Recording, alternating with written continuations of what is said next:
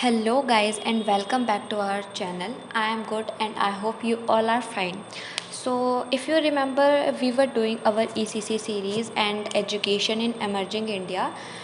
So, today we continued our maths pedagogy series, okay, where we have done with values of mathematics and its scope, concept, and nature. So, today we are going aims and objectives of teaching maths to visual impairment students.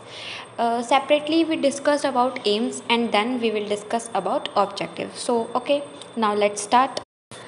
तो जो हम AIIMS और objectives करने जा रहे हैं, जो AIIMS हम करेंगे वो एंटायर स्कूल स्टेज पे करेंगे और जो ऑब्जेक्टिव्स करेंगे वो हम एलिमेंट्री स्टेज पे करेंगे. सो इफ़ पेपर में क्वेश्चन आए कि एम्स एंड ऑब्जेक्टिव्स क्या होंगे, तो अगर वहाँ पे एंटायर स्कूल स्टेज या फिर एलिमेंट्री स्टेज नहीं भी लिखा है तो आप यहाँ उधर इन्हें लिख सकते हैं. Okay, so let's start. So there are many aims, you all know that: utilitarian aim, aesthetic recreational aims, social moral aims, vocational aim, cultural aim, pre-preparational aim, interdisciplinary, and last but not least self learning aim. तो अब हम इन सबको one by one करके discuss करते हैं. सबसे पहले हम जान लेते हैं कि यूटिलिटेरियन एम क्या होता है. जैसे कि इसके नाम से ही पता चल रहा है, utilitarian word derived from the word utilize. And आप सभी को पता है कि यूटिलाइज का मतलब क्या होता है, उपयोग करना. तो हमें ऐसा एम्स सेट करना था जिससे बच्चे मैथ्स को अपने डे टू डे लाइफ में यूज़ कर पाएँ. ओके, ताकि उनकी इंटेलेक्चुअल पावर उनका इंटेलेक्चुअल पावर डेवलप हो और उनके माइंड डिसिप्लिन में रहे. ठीक है. Next one is recreational M.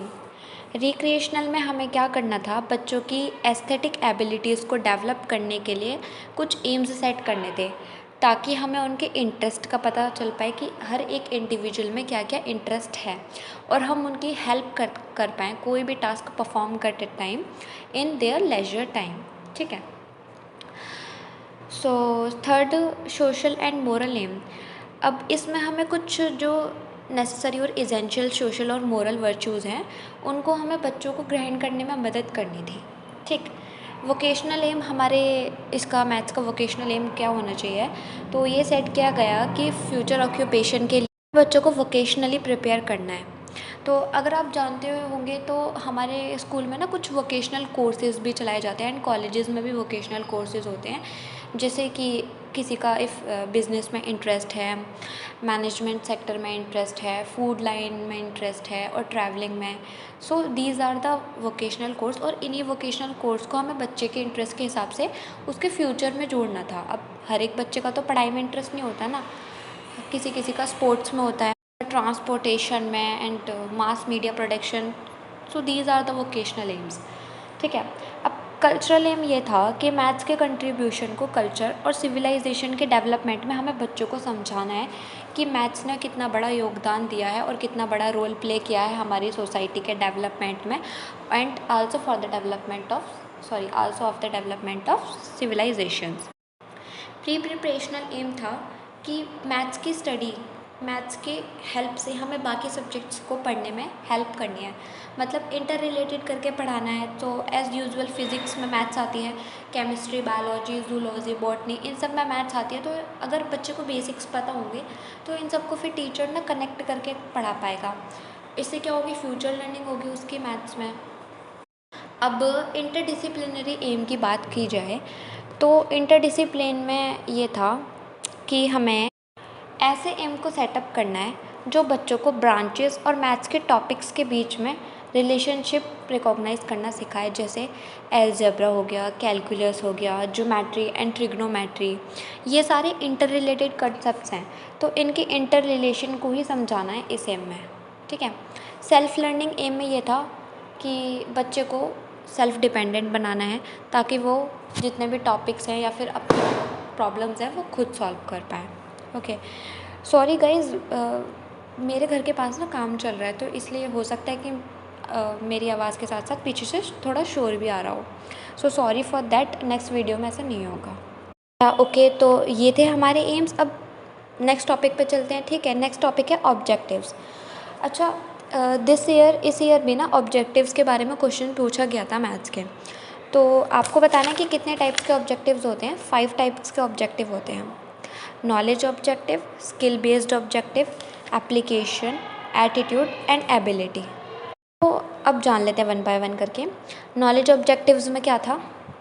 Knowledge objectives में ये था कि लोअर क्लासेस में हमें मैथ्स को या फिर मैथ्स से रिलेटेड कंसेप्ट जो भी हैं उन सबको कंसोलिडेट करना है, ठीक है, और बच्चे को सक्षम बनाना है कि वो मैथ्स में गुड स्टार्ट कर पाए। अब ऐसा कैसे पॉसिबल होगा? ऐसा जब भी पॉसिबल होगा जब बच्चे को डिफरेंट टर्म्स समझाएंगे हम, और उन डिफरेंट टर्म्स में क्या क्या इंक्लूड होता है, हम उन्हें प्राइम नंबर समझाएंगे, कंपोजिट नंबर समझाएंगे, शेप, साइज़, इसका कंसेप्ट समझाएंगे, फ्रैक्शन समझाएंगे, और मैथमेटिकल प्रोसेसेस समझाएंगे, जैसे कि प्लेस वैल्यू का क्या कंसेप्ट है, face value, mensuration, HCF, profit and loss. अब इससे क्या होगा कि बच्चे को बहुत सारे मैथमेटिकल से समझ में, सिंबल्स समझ में आ जाएंगे, ठीक है। जो 4 हमारी फंडामेंटल ऑपरेशंस हैं अलजेब्रा और मैथमेटिक्स में, बोर्डमॉस रूल भी समझाएंगे उनको। सो ये सारी चीज़ें हमें नॉलेज, मतलब नॉलेज ऑब्जेक्टिव नाम से ही पता चल रहा है कि नॉलेज देनी है, तो इन सब की ना नॉलेज देनी है हमें। स्किल ऑब्जेक्टिव्स क्या क्या होंगे? Skill as usual daily life की प्रॉब्लम को सॉल्व करने में मैथ्स का यूज़ कर पाएँ, ऐसी स्किल हमें बच्चों के अंदर डेवलप करनी थी। अब वो स्किल्स कौन कौन सी इंक्लूड हैं? ड्राइंग, मेजरिंग, एस्टिमेटिंग, उनको अच्छे से ज्योमेट्रिकल फिगर्स ड्रॉ करने आनी चाहिए, वो मॉडल्स बना पाएँ, 3D मॉडल्स, और उनमें ऐसी स्किल्स डेवलप करनी थी वो ओरली और रिटर्न स्पीडी कैलकुलेशंस कर पाएँ, ओके। एप्लीकेशन ऑब्जेक्टिव्स में ये था कि हमें बच्चों को सक्षम बनाना है कि वो जो उन्होंने मैथ्स में नॉलेज गेन करी है उसको बाकी एरियाज़ में अप्लाई कर पाएँ, ठीक है, बाकी एरियाज़ में भी अप्लाई कर पाएँ मैथ्स की नॉलेज को, और फ्यूचर से कनेक्ट करके पढ़ पाएँ। जैसे एग्जांपल ले लेते हैं कि नर्सरी या फिर केजी और फर्स्ट में हमने काउंटिंग से सीखी, ठीक है, तो आज हमने काउंटिंग सीखी है, कल हम मैथमेटिकल कैलकुलेशंस करेंगे, जैसे प्लस माइनस मल्टीप्लाई डिवाइड। तो अब बच्चे को काउंटिंग्स आती होंगी, नंबर्स का कंसेप्ट पता होगा, जब भी तो वो आगे एडिशन सब्ट्रैक्शन कर पाएगा। सो यही है कि बाकी एरियाज़ में भी पुट करना है। एरियाज से मतलब है कि एक छोटे बच्चे को पता है, नंबर्स पता है, तो अगर इफ़ वो शॉप पे जा रहा है और शॉपकीपर उसे डिमांड कर रहा है कि मुझे 5 रुपीज़ दो या 10 रुपीज़ दो, तो उसे बेसिक चीज़ पता है तो वो दे सकता है। तो वही है कि मैथ्स की नॉलेज को बाकी एरियाज़ में अप्लाई करना है और मैथ्स की नॉलेज को हायर क्लासेस में भी अप्लाई करना है, ठीक है। अब एटीट्यूड और एबिलिटी, बच्चे के अंदर किस तरीके का एटीट्यूड डेवलप करना था। सो ऑब्जेक्टिव ये थे कि बच्चे की जो लॉजिकल थिंकिंग की पावर होती है ना उसको बढ़ाना है, ठीक है। बच्चे के अंदर इंडिपेंडेंट वर्क के एटीट्यूड को डेवलप करना है, प्रॉब्लम सॉल्विंग एटीट्यूड को डेवलप करना है, कंसंट्रेशन की जो पावर है वो हमें बच्चे के अंदर इंक्रीज़ भी करनी है और उसको इन्हेंस भी करना है, और कुछ डिसिप्लिनरी क्वालिटीज़ हैं जो हमें बच्चे के अंदर डेवलप करनी ही करनी है, जैसे कि पंक्चुअलिटी हो गई टुवर्ड्स मैथ्स, एक्यूरेसी हो गई टुवर्ड्स सॉल्यूशंस, सेल्फ कॉन्फिडेंस होना चाहिए, सेल्फ रिलायंस होना चाहिए, ऑनेस्टी भी बहुत हद तक कर सकते हैं। एबिलिटी ये थी कि हमें बच्चे के अंदर क्या क्या एबिलिटीज़ डेवलप करनी है। बच्चे के अंदर एबिलिटीज़ हमें ऐसी डेवलप करनी है कि वो साइज़, डिस्टेंस, वॉल्यूम और वेट, इन सब के बीच में ना एस्टिमेट कर पाए, ठीक है, प्रॉब्लम को खुद से सॉल्व कर पाए और उसको जनरलाइज भी कर पाए, ठीक है, रिजल्ट्स को अच्छे से वेरीफाई करने की एबिलिटीज़ हमें बच्चे के अंदर डेवलप करनी थी। सो या that's all are the objectives.